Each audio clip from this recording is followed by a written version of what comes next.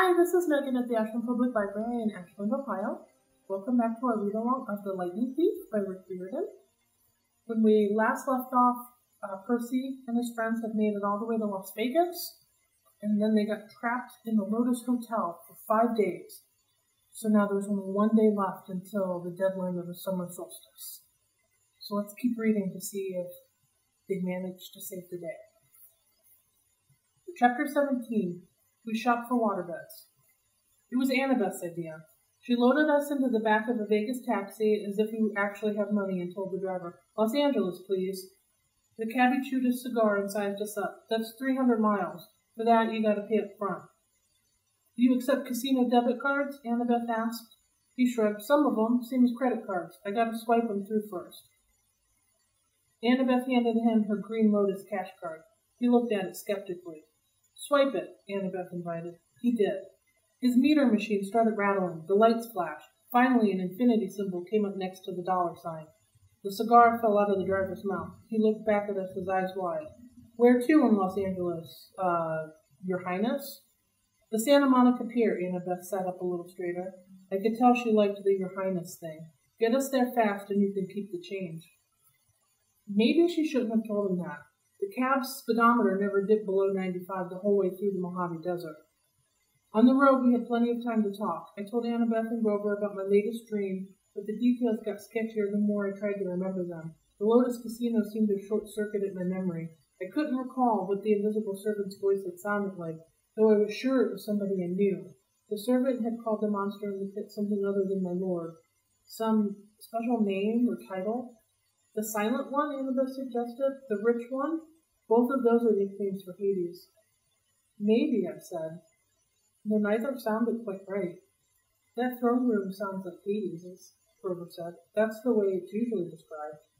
I shook my head. Something's wrong. The throne room wasn't the main part of the dream. And that voice from the pit, I don't know. It just didn't feel like a god's voice.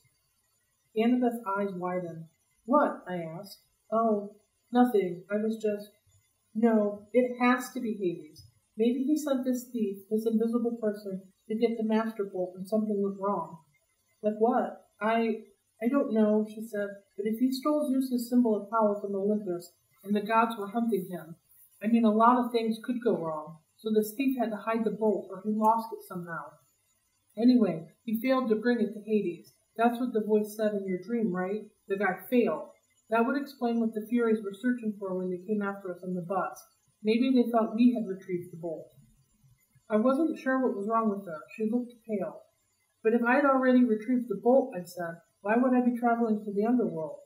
"To threaten Hades," Grover suggested. "To bribe or blackmail him into giving your mom back?" I whistled. "You have evil thoughts for a goat."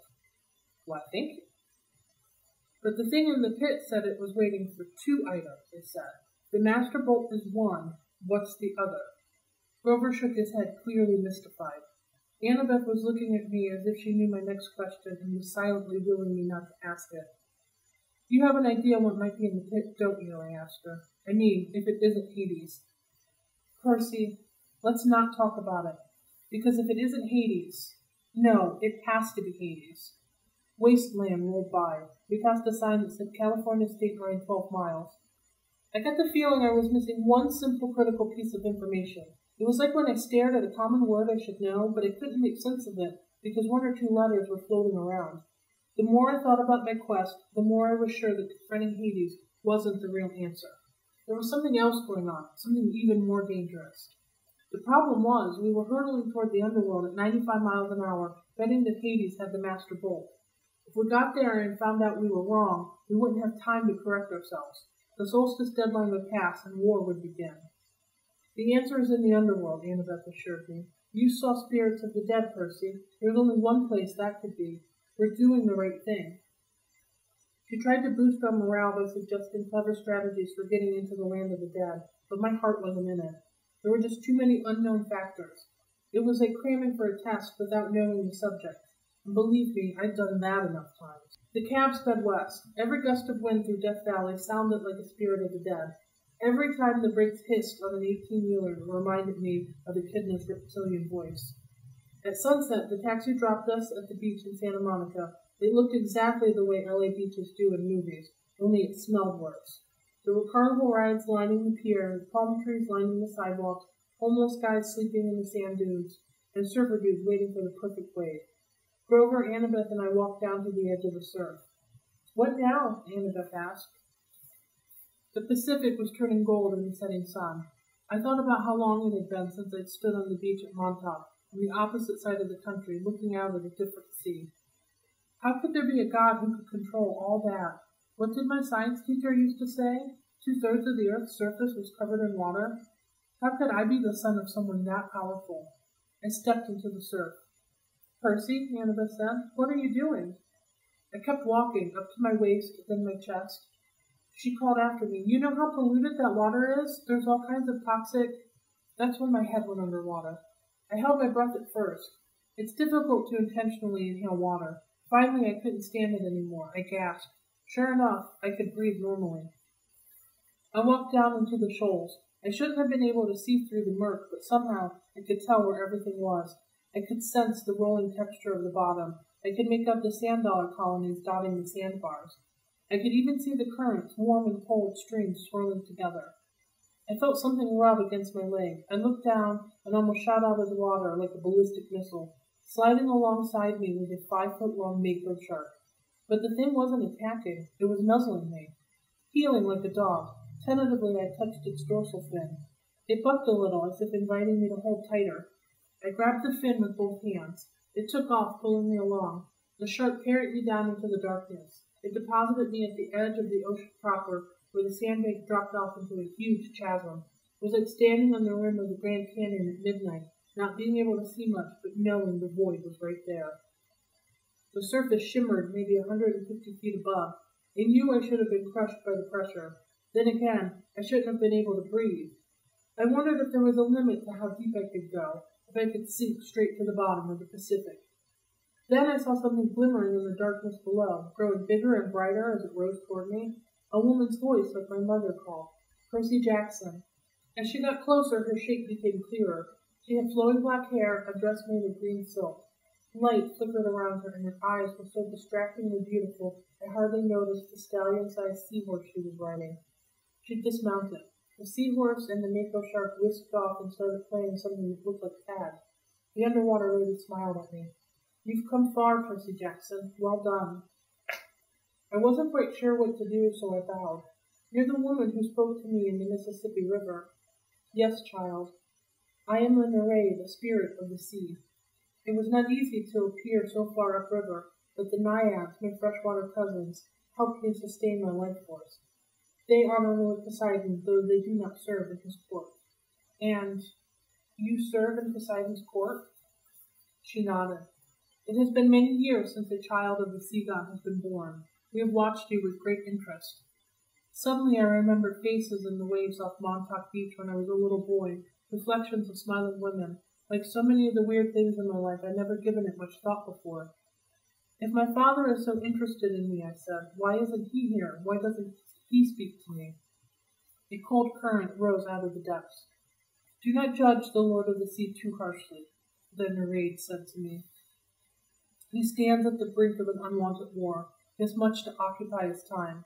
Besides, he is forbidden to help you directly. The gods may not show such favoritism." "Even to their own children?" "Especially to them. The gods can work by indirect influence only. That is why I give you a warning and a gift." She held out her hand. 3 white pearls flashed in her palm. "I know you journeyed to Hades' realm," she said. "Few mortals have ever done this and survived. Orpheus, who had great music skill. Hercules, who had great strength. Houdini, who could escape even the depths of Tartarus. Do you have these talents?" No, ma'am." "Ah, but you have something else, Percy. You have gifts you have only begun to know. The oracles have foretold a great and terrible future for you, should you survive to manhood. Poseidon would not have you die before your time. Therefore, take these, and when you are in need, smash a pearl at your feet." "What will happen?" "That," she said, "depends on the need. But remember, what belongs to the sea will always return to the sea." "What about the warning?" Her eyes flickered with green light. "Go with what your heart tells you, or you will lose all." Hades feeds on doubt and hopelessness. He will trick you if he can, make you mistrust your own judgment. Once you are in his realm, he will never willingly let you leave. Keep faith. Good luck, Percy Jackson. She summoned her seahorse and rode toward the void. Wait, I called. At the river you said not to trust the gifts. What gifts? Goodbye, young hero, she called back, her voice fading into the depths. You must listen to your heart. She became a speck of glowing green, and then she was gone. I wanted to follow her down into the darkness. I wanted to see the court of Poseidon, but I looked up at the sunset darkening on the surface. My friends were waiting. We had so little time. I kicked upward toward the shore. When I reached the beach, my clothes dried instantly. I told Grover and Annabeth what had happened and showed them the pearls. Annabeth grimaced. No gift comes without a price. They were free. No, she shook her head. There's no such thing as a free lunch. That's an ancient Greek saying that translated pretty well into American. There will be a price. You wait. On that happy thought, we turned our backs on the sea. With some spare change from Aries' backpack, we took the bus into West Hollywood. I showed the driver the underworld address slip I'd taken from Auntie M's garden, Gnome Emporium, but he'd never heard of the DOA recording studios. You remind me of somebody I saw on TV, he told me. You a child actor or something? I'm a stunt double for a lot of child actors. Oh, that explains it. We thanked him and got off quickly at the next stop. We wandered for miles on foot looking for DOA. Nobody seemed to know where it was. It didn't appear in the phone book. Twice we ducked into alleys to avoid cop cars. I froze in front of an appliance store window because the television was playing an interview with somebody who looked very familiar. My stepdad, Smelly Gabe. He was talking to Barbara Walters. I mean, as if he were some kind of huge celebrity. She was interviewing him in our apartment in the middle of a poker game, and there was a young blonde lady sitting next to him patting his hand. A fake tear glistened on his cheek. He was saying, Honest, Miss Walters, if it wasn't for Sugar here, my grief counselor, I'd be a wreck. My stepson took everything I cared about. My wife, my Camaro. I'm sorry, I have trouble talking about it. There you have it, America, Barbara Walters turned to the camera. A man torn apart, an adolescent boy with serious issues. Let me show you again the last known photo of this trouble-young fugitive taken a week ago in Denver. The screen cut to a grainy shot of me, Annabeth, and Grover standing outside the Colorado diner talking to Aries. Who are the other children in this photo? Barbara Walters asked dramatically. Who is the man with them? Is Percy Jackson a delinquent, a terrorist, or perhaps the brainwashed victim of a frightening new cult? When we come back, we chat with a leading child psychologist. Stay tuned, America. Come on, Grover told me. He hauled me away before I could punch a hole in the appliance store window. It got dark, and hungry-looking characters started coming out on the streets to play. Now, don't get me wrong, I'm a New Yorker. I don't scare easy. But L.A. had a totally different feel from New York. Back home, everything seemed close. It didn't matter how big the city was, you could get anywhere without getting lost. The street pattern and the subway made sense. There was a system to how things worked. A kid could be safe as long as he wasn't stupid. L.A. wasn't like that. It was spread out, chaotic, hard to move around. It reminded me of Aries. It wasn't enough for L.A. to be big. It had to prove it was big by being loud and strange and difficult to navigate too. We walked past gangbangers, bums, and street hawkers who looked at us like they were trying to figure out if we were worth the trouble of mugging. As we hurried past the entrance of an alley, a voice from the darkness said, Hey, you! Like an idiot, I stopped. Before I knew it, we were surrounded. A gang of kids had circled us, 6 of them in all, white kids with expensive clothes and mean faces, like the kids at Yancey Academy, rich brats playing at being bad boys. Instinctively, I uncapped Riptide. When the sword appeared out of nowhere, the kids backed off, but their leader was either really stupid or really brave, because he kept coming at me with a switchblade. I made the mistake of swinging. The kid yelped, but he must have been 100% mortal, because the blade passed harmlessly right through his chest. He looked down. What the?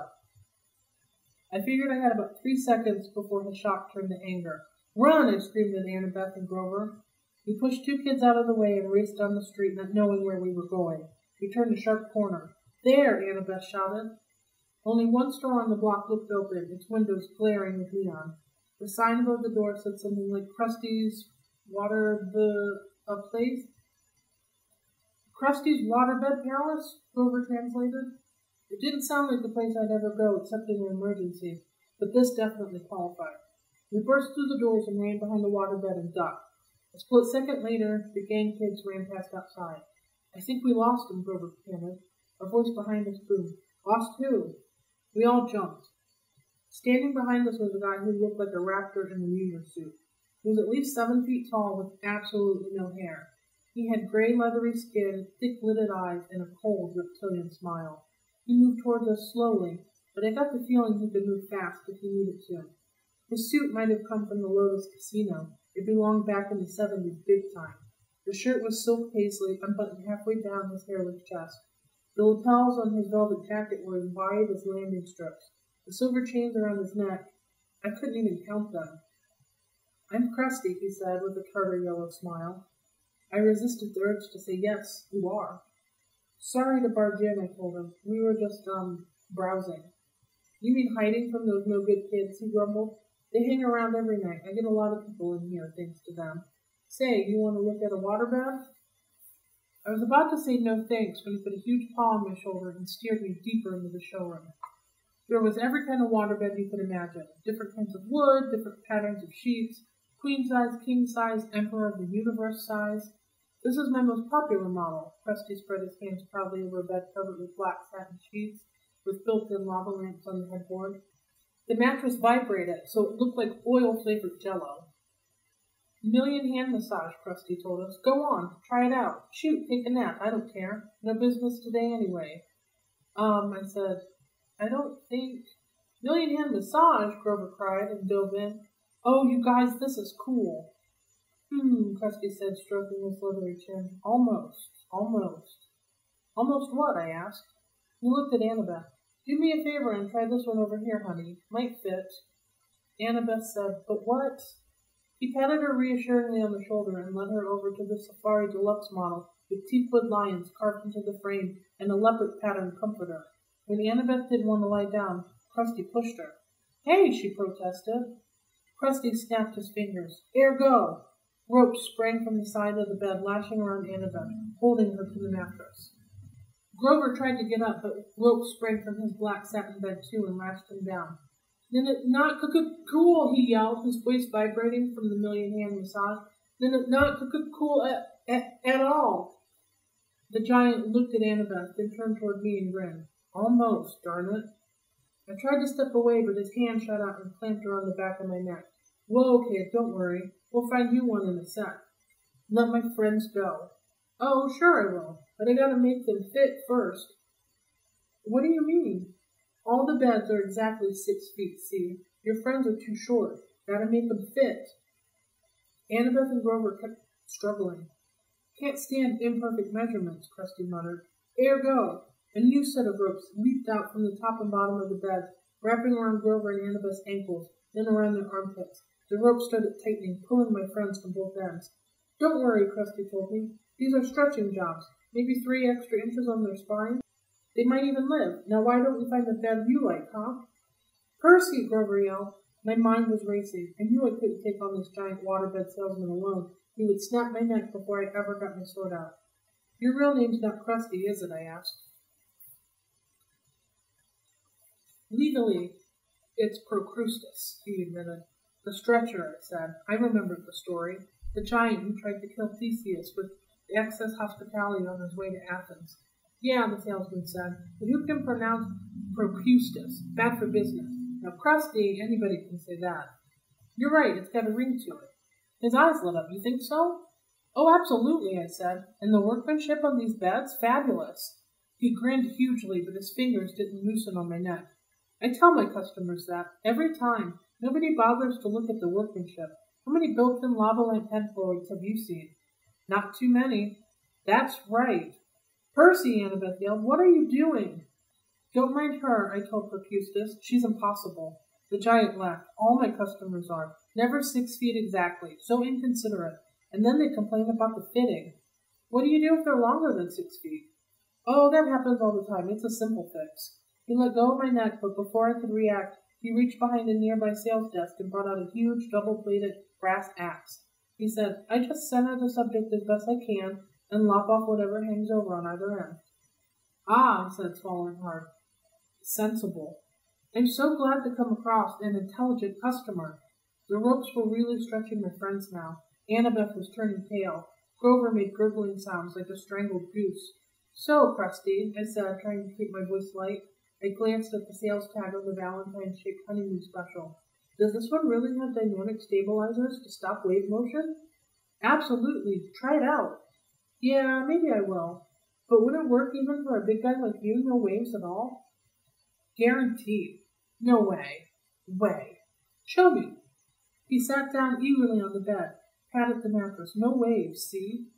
I snapped my fingers. "Ergo!" Ropes lashed around Krusty and flattened him against the mattress. "Hey!" he yelled. "Center him just right," I said. The ropes readjusted themselves at my command. Krusty's whole head stuck out the top. His feet stuck out the bottom.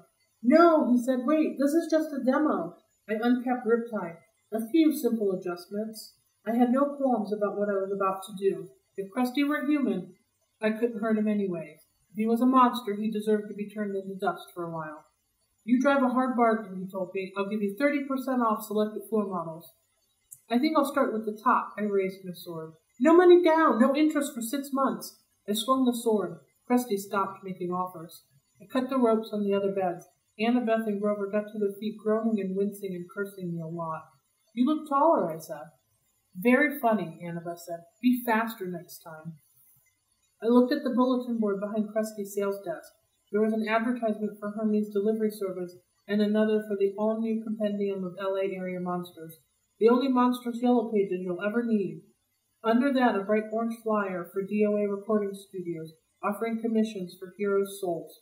"We are always looking for new talent," DOA's address was right underneath with a map. "Come on," I told my friends. "Give us a minute," Grover complained. "We were almost stretched to death." "Then you're ready for the underworld," I said. "It's only a block from here." Alright, that's the end of chapter 17.